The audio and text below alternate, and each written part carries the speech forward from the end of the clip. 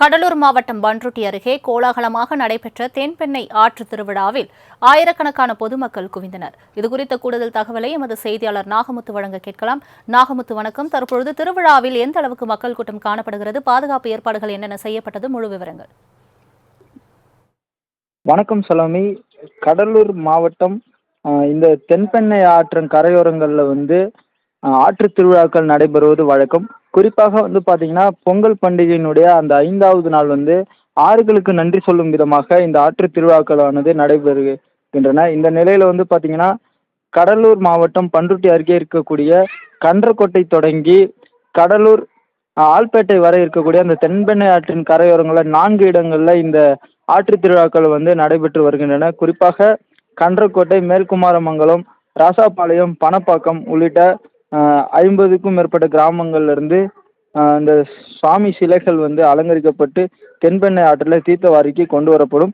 அதே போல கடலூர் தென்பெண்ணை ஆற்றின் அந்த ஆல்பேட்டை என்ற இடத்துல பார்த்தீங்கன்னா கடலூர், புதுச்சேரி அந்த எல்லைப்பகுதியில் இருக்கக்கூடிய சுமார் 30க்கும் மேற்பட்ட கிராமங்களை சேர்ந்த சுவாமிகள் அலங்கரிக்கப்பட்டு, அதாவது விதவிதமாக அலங்கரிக்கப்பட்டு அங்கு தீர்த்தவாரிக்காக வைக்கப்படும். இந்த திருவிழாக்களை காணுவதற்காக கடலூர், விழுப்புரம், புதுச்சேரி மற்றும் தமிழகத்தினுடைய பல்வேறு பகுதிகளிலிருந்து ஏராளமான பொதுமக்கள் இந்த தென்பெண்ணை ஆற்றில் குவிவார்கள்.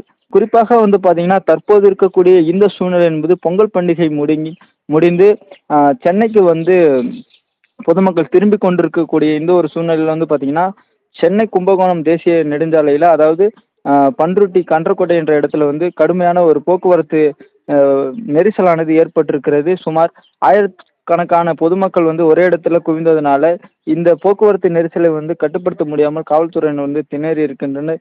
குறிப்பாக பண்ருட்டி அருகே இருக்கக்கூடிய அந்த கன்றக்கோட்டை இடத்துல பார்த்தீங்கன்னா ஏற்கனவே திட்டமிட்டபடி அந்த தென்பெண்ணை ஆற்றில் ஆற்று திருவிழாக்கள் நடத்துவதற்காக மாற்று ஏற்பாடுகளை அந்த சாலைகளை மாற்று ஏற்பாடுகளை செய்திருந்தால் இது போன்ற அந்த பாதிப்புகளிலிருந்து குறைத்திருக்கலாம் என்றும் பொதுமக்கள் கருத்து தெரிவித்துக் கொண்டிருக்கிறார்கள். சலோமியா,